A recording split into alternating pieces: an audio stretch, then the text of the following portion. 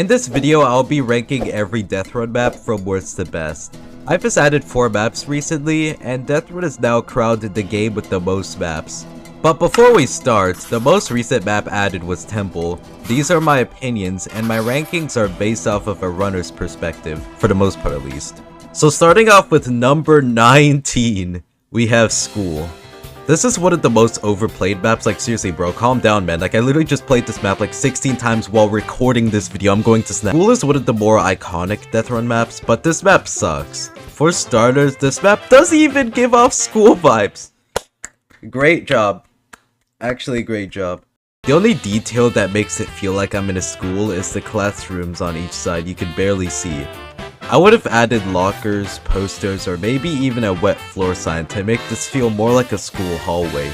But oh boy, it gets worse. Way worse. So there's this really tough ice section right before the checkpoint, and this checkpoint doesn't even work half of the times. So if you die from this rolling log trap, for example, you have to redo not only this checkpoint, but this one too, which puts you incredibly behind, especially since this is one of the shorter maps. It's still crazy to me how after years this hasn't been fixed. And remember that ice section before the checkpoint? Not only can the death activate each ice platform individually, but this ice trap activates both of the traps. Why? I died because this trap activates both, and then when I respawn I think I'm safe, but I'm not. Not sure if this is a bug or not, but this should be fixed or removed immediately. If this map was on a tier list, it would probably be at the very bottom of the C tier. Okay, I'm gonna make this very clear. At this current time, I don't know how to feel about this map. Number 18 is Village. This map is one of the more recent maps, yet I don't like playing on this map. Most of the traps come off as annoying and everything else is too difficult. I don't know why the middle and the ending of this map is so hard, and I think it's because of the traps and the placement of them. For example, you die instantly to all of these traps, and some parts are impossible to get past even with the leap, like this one part with the spikes. Number 17 is Prison. I'm gonna be real here, this map doesn't look that good. It doesn't feel like I'm inside a prison and I'm trying to escape it. The courts on the inside doesn't fit and the jail cells at the sides don't even have anything in it. What even is this room with a carrot farm in it? As for the gameplay, most of the traps are either not worth having or just come off as annoying. But a plus with this map is that it's short, so it's quick to complete. Number 16 is Cave. This map looks a bit better than Prison, but I think this map fits the theme way better, but I would have called this map either Dungeon or Stronghold. This map is basic, but it's kind of fun to play on at some parts. Okay, I'm not lying when I say this, but while I was editing this video, you know, like getting the replay shots and stuff. What is this? What is this? Okay, that is actually kind of hilarious, but how did I not notice this whole time I've played this map?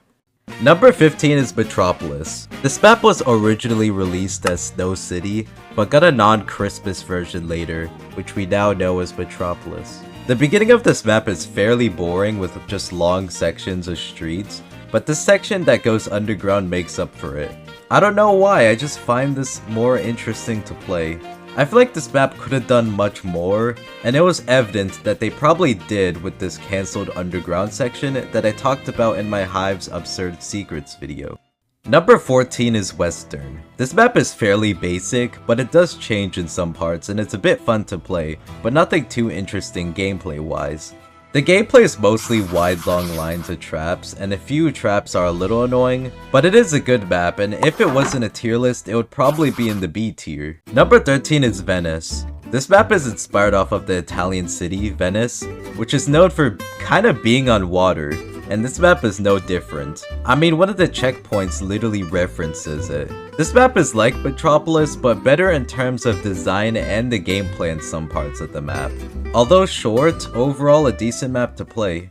Number 12 is Relic. This is a decent map, a bit hard, but that's most of its problems. It's a pretty chill map with no annoying traps, although I'm not the biggest fan of the ending. There's this part which could be difficult to do on mobile paired with the TNT, and this floor at the end is just long enough to where you just barely miss finishing the map if you use a leap. Also, just like Metropolis, there's another hidden area. So this map was originally supposed to be longer. Number 11 is Primus. I don't really have anything bad to say about it. The theme's pretty good, but other than that, it's not a bad map, but not something I can say about it. Just your normal average Hive Deathrun map. Now it's time for the most recent map. Temple is number 10. You know what? I actually like what this map has to offer, and the large amount of traps makes me feel more dangerous while playing this map. This map does have some inconsistencies with its difficulty though. Some parts like this one feel way easier than this one, but other than that, it tries something new and it utilizes a lot of the custom blocks. Number 9 is Zoo. This map is classic. It's pretty good, nothing absurdly wrong with it. In fact, I like how they tried something different for the end, considering that this is one of the oldest Deathrun maps. There's also this one part where you can choose to either go straight while risking the deaths removing the floor, or climb up here and do some challenging parkour to skip it, which is a gimmick I wish was brought into other Deathrun maps. Number 8 is Sub-Zero. Just like Metropolis, this map was originally a Christmas map.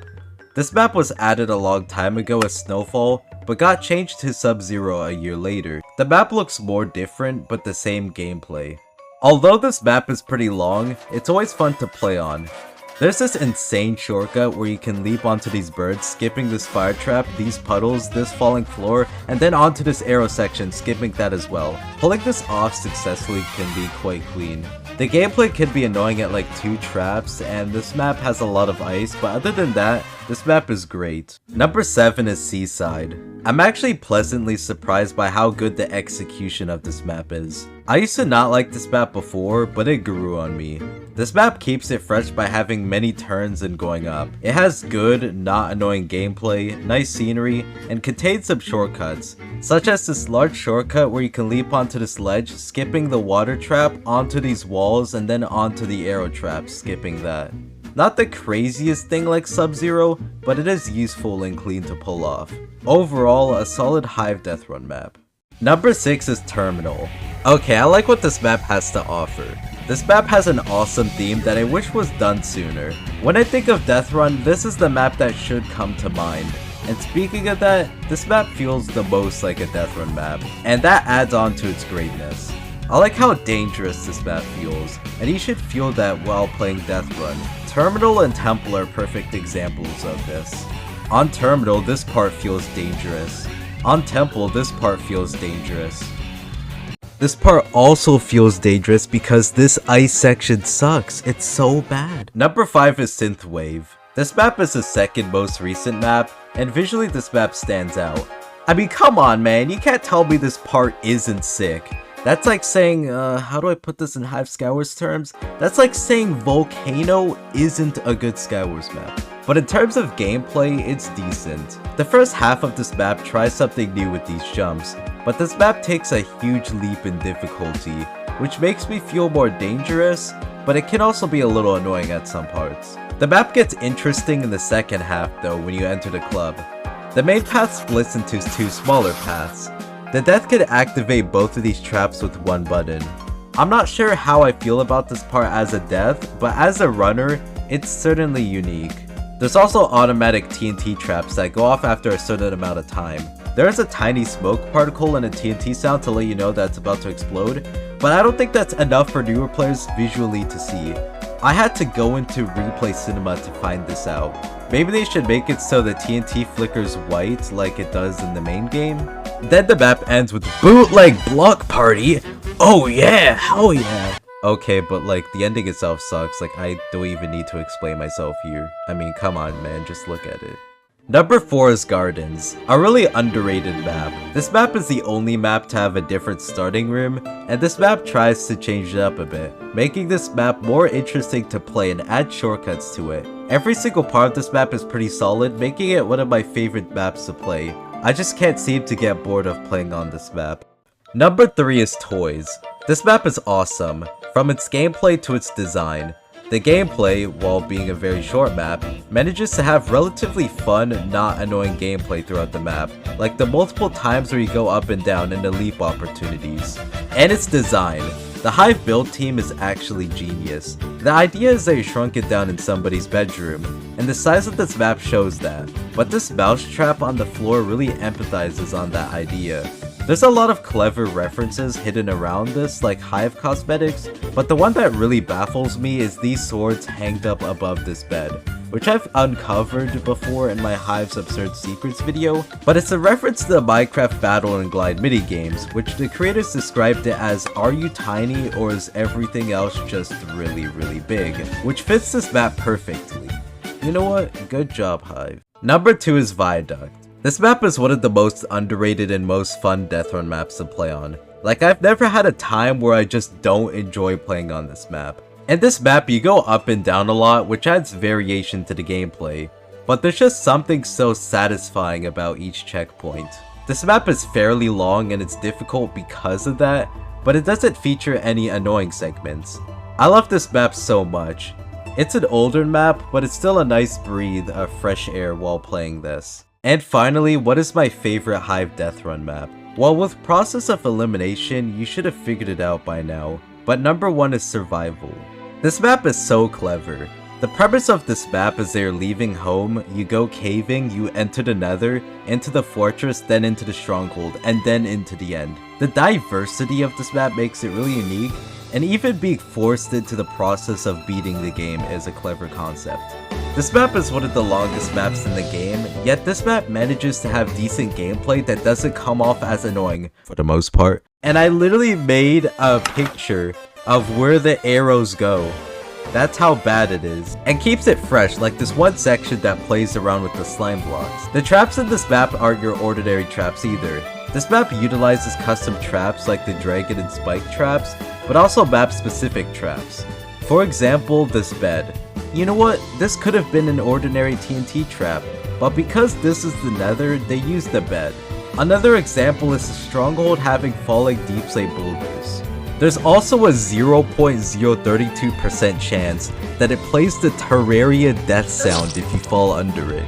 No, seriously, try it, it's crazy. And Elite Koala hasn't talked about this on his channel yet. Oh man.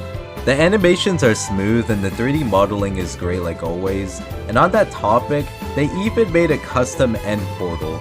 I'm not sure if this is a goal skin for the bridge or not, but if it is, it makes the game feel more connected. And lastly, this is the best map as a death because of how many traps there are, giving this a 9.5 out of 10 rating. And if it was put into a tier list, it would be in the S tier.